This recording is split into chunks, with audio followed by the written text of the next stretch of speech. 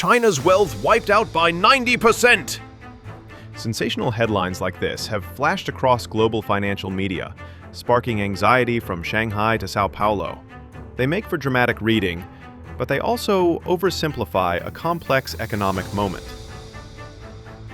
China remains the world's second-largest economy and a central pillar of global trade, yet it is clearly facing the most severe test of its reform era. Years of property-driven expansion, rising debt, and profound demographic changes have converged to slow growth sharply.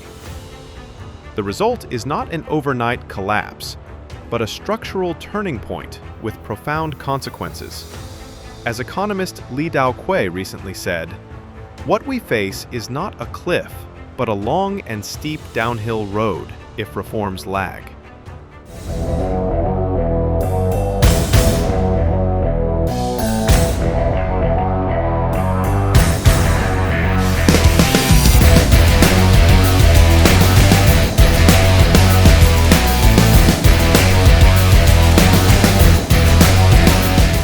The real estate crisis sits at the heart of this transformation. Property has long been both a growth engine and the primary store of wealth for Chinese households. An estimated 60 to 70% of urban family assets are tied up in housing. Yet that once reliable engine has sputtered badly.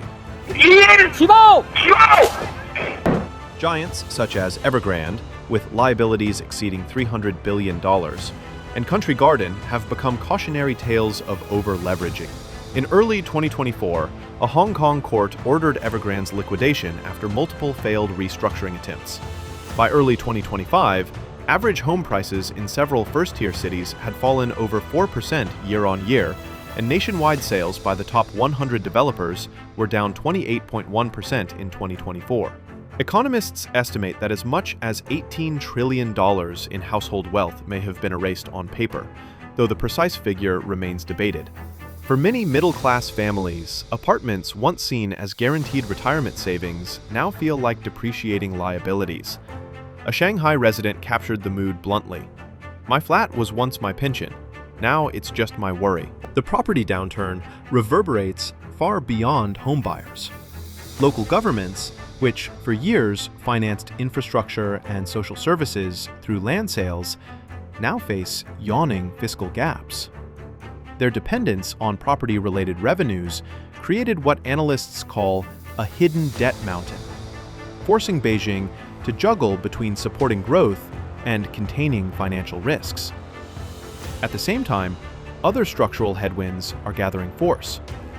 China's total government debt reached about 88% of GDP in 2024, while household debt has surged to more than 60% of GDP, and corporate debt remains heavy.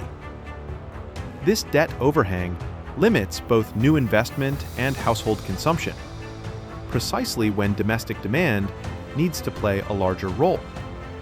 Demographics add a further drag.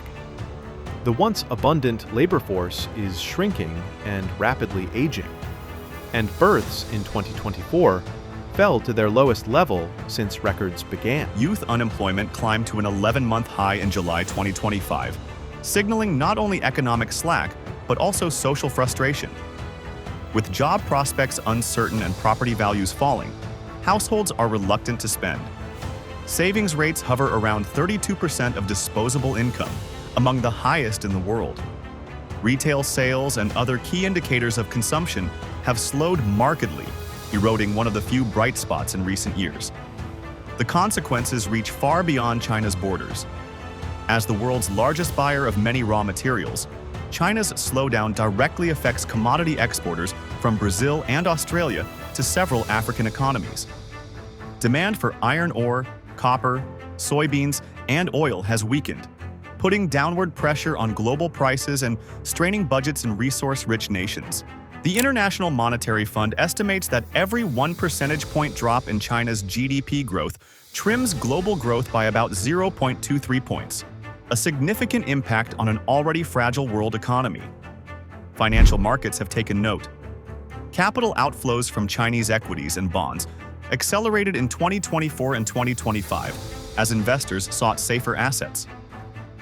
Currency volatility has increased, and global supply chains, from electronics to electric vehicle batteries, face fresh uncertainty as Chinese manufacturing slows. The IMF warns that a protracted slump in the world's second-largest economy could trigger knock-on effects in emerging markets, and even in advanced economies that depend on Chinese demand.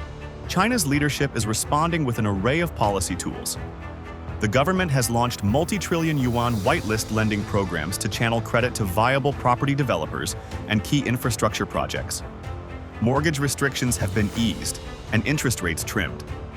Beijing is also encouraging a long-term shift from investment-led to consumption-driven growth, betting on services, green technology, and high-tech manufacturing to replace the old real estate-heavy model. Officials describe this as nothing less than a second economic takeoff, but the transition is arduous. Views on the outlook differ. Pessimists warn of Japanification, where China could face a prolonged period of deflation and economic stagnation, similar to Japan's lost decades. They point to the combination of a bursting property bubble, heavy debt, and rapid aging as a dangerous mix. Optimists, on the other hand, argue that China still has powerful levers: vast domestic savings, a growing innovation sector in areas like electric vehicles and semiconductors, and the political capacity to implement bold reforms. As one Shenzhen-based strategist put it, policy is forceful but uneven. Some fires are doused, others still smolder. A middle path, a slow but steady soft landing, may be the most plausible near-term scenario, with pockets of growth offsetting structural drags. What is beyond dispute is that China's economic choices will shape the global future. Commodity markets, supply chains, and financial stability from Southeast Asia to Europe hinge on how effectively Beijing manages this transition. If successful, China could emerge as a steadier, more consumption-driven economy, providing a new foundation for sustainable prosperity. If missteps multiply, the world could instead confront a long era of weaker growth and greater volatility. Despite the dramatic headlines about a 90% wealth wipeout, China is not on the verge of an abrupt collapse. It is undergoing a demanding economic transformation, one that tests the resilience of its policies and the adaptability of its people. The coming years will reveal whether the country can convert decades of rapid, investment-led growth into a more balanced and lasting model. The stakes are enormous, not only for 1.4 billion Chinese citizens, but for a world that has grown used to China as a principal engine of prosperity.